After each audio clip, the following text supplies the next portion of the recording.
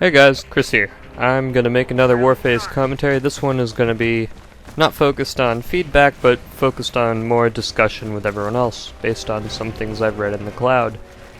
Pretty much, it's gonna be kind of about the way gear works in this game, the vendor system. Is it gonna be pay to win? Now, the concept of pay to win overall is gonna be a completely different, probably longer video later, but I'll go into it a bit in this video. What you're seeing here is engineer gameplay with an R4 CQB. Pretty much it's an average round, you know. There's this concept called Let's Player's Curse, where you do really well when you're not recording, and you start recording and you do aight, and then you stop recording and you get like a 7 feed on people who are spawning, and it's hilarious and you miss it.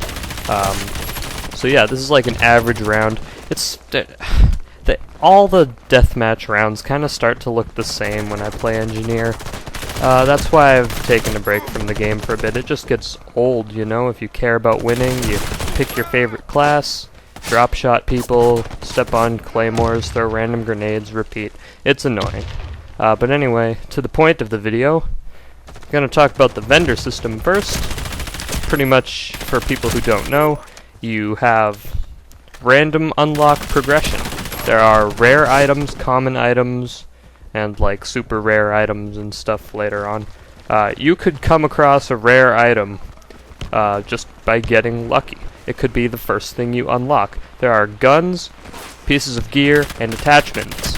You choose which one you want to work on, and you gain vendor points just by playing and gaining experience, and they get contributed to that progress in one category. So you could have a shotgun, a sight, and a vest, and say I want to work on the shotgun, and it will contribute the points to the shotgun, and when you get it you can continue to work on another weapon, or you can move over to the sight.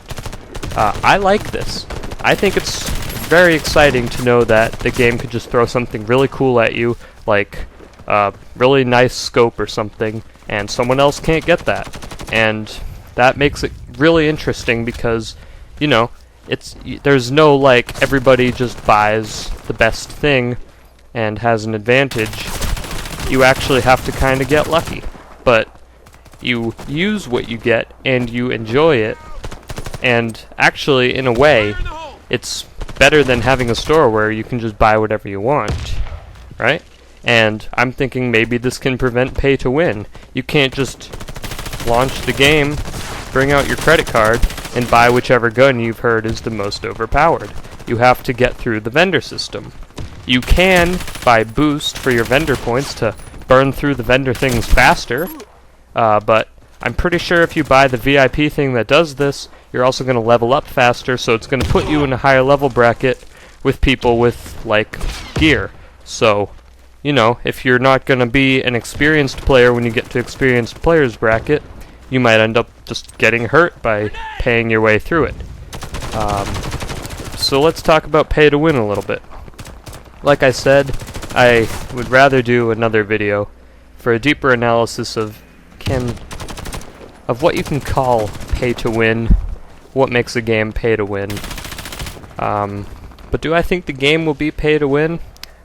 People who have played the Russian version say it is pay to win, and like if I complain about the AC-7, they say that's nothing. Wait till you see the pay to win guns come over, and it becomes pay to win. They seem kind of just resigned to the fact that it'll be pay to win. Now I'm like, well gee, you know, it's random progression, so that means even if there's some like best assault rifle, you can't just buy it immediately, like launch Warface, buy the best assault rifle. It doesn't work like that. Luckily it doesn't work like that, otherwise you'd have a serious problem with noobs getting crushed by the best assault rifle. Things that make games pay to win kind of direct upgrade guns, so if getting a rare gun by chance, or playing a lot of the game and getting to the point where there are no common guns left and you're only getting rares, if the rare guns are just a direct upgrade to every common gun, like you get something faster, more accurate, more damage, bigger mag size, more everything, that's not fair. Is it pay to win? Well, I mean, if you pay and spend more time, it's it's kind of blurred there, which is why it would kind of have to be a whole another video, you know? Are the weapons all going to be direct upgrades? I'm pretty sure going from the starter SMG to the R4 CQB, I was direct upgrading. I don't really like that. I don't know. But anyway, the other thing I want to talk about in regards to potential pay to win, or just sketchy things with a business model, crown stuff. For one thing, I would sometimes question how it's earned. When I play PvE, I like to get a group of friends together, and we run through it, and we'll say, like, cover me! And give each other suppressing fire, and do cool stuff. Pretty much use cover and take it nice and slow, methodical, like you would do if you were actually doing a situation like that in real life. But if you want to get crowns out of it and win, you have to go fast. You have to go too fast. You have to run through, get that combo up, and really start smashing people. Get the 5x combo, you know, run through. It doesn't look very realistic or anything. It's, I don't know, it's, in that case, you're playing it more for the winning than for the tactical element. Now, I don't know how people are doing the pro missions, like how they're storming through it and doing well in it. I don't know if they are storming through and doing well on it, but I've seen some techniques for killing the heavy gunner that are like, well, gee, you figured out that like your med kit can heal you faster than it can shoot you, so your teammate can pummel it in the back while it completely aggroes on the medic. That's dumb. That just means, okay, so you know how to beat it, so you're going to kill the heavy gunner a lot quicker than people who actually try to surround it and stuff. It's not nice. That means like someone who knows about this, or the fact that you can circle him knifing, if you master that kind of strange tactic, that means you're going to be getting more crowns than everyone else. Which may or may not be a problem, but then what kind of stuff can you get with the crowns? You can get a helmet that, apparently from what I've read, makes you survive one headshot, as in it just tanks a headshot, makes it bounce off, or negates it to regular damage or something. That's why people are saying, you know, bolt-action rifles tend to not be effective later on, because people have vests that absorb a sniper round. Those aren't actually crown things, I don't think, but the helmet's really good. The vest auto-regenerates, so if you hang out and hide for long enough, you don't need an engineer. You don't need to take your hands off your gun to restore. So, could crown stuff be used in a clan match? Given the fact that you get it by doing well in the PvE, which is an unsupervised thing that could potentially revolve around doing it a right way, having it down to a science.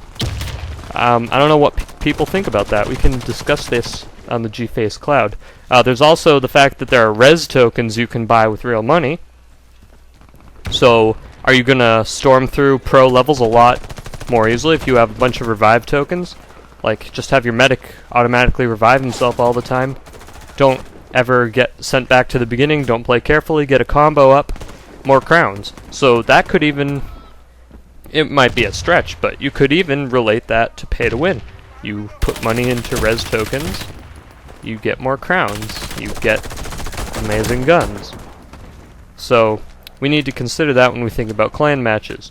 Crown gear is not allowed in clan matches in Russia, I believe, because they have a set of rules to keep the game from being too unfair. But it's, you know, it could be a case-by-case thing. Crown gear in pub matches, that's not too much of a problem because, you know, it's a pub match, who cares? It's going to give you an advantage, but if you're going to practice with crown gear in a pub match, are you going to do worse in regular gear in a clan match? So, I guess the crown stuff isn't really too much of a problem if you only care about clan matches. It's something to talk about, though. Like, are the clan matches going to be dominated by crown players? We can discuss it. Also, the vendor system. Is there a way to pay and beat it? Well, that's it for this commentary anyway. Bye-bye.